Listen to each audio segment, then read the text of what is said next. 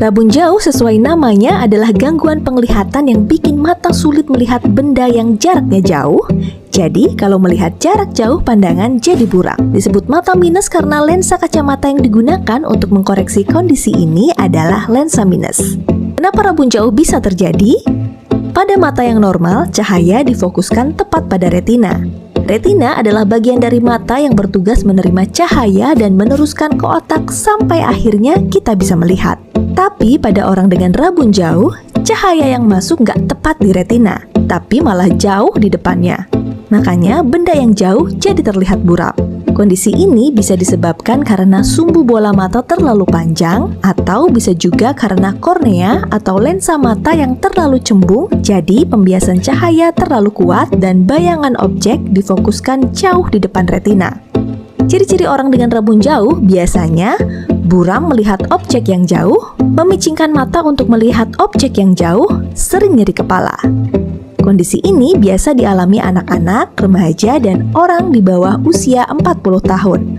70% biasanya disebabkan faktor genetik atau keturunan. Selain disebabkan faktor keturunan, bisa juga dipicu oleh kebiasaan melihat atau membaca, menonton TV, atau bermain gadget dalam jarak yang terlalu dekat, atau membaca di tempat yang kurang cahaya, terlalu lama menatap layar gadget, dan kurang aktivitas di luar ruangan.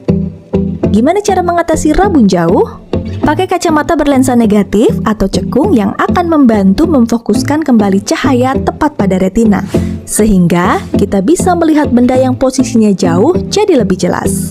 Pakai lensa kontak, atau buat kamu yang malas pakai kacamata, bisa mencoba bedah refraktif atau lasik untuk menipiskan kornea jadi nggak terlalu cembung dan cahaya yang datang bisa difokuskan tepat di retina.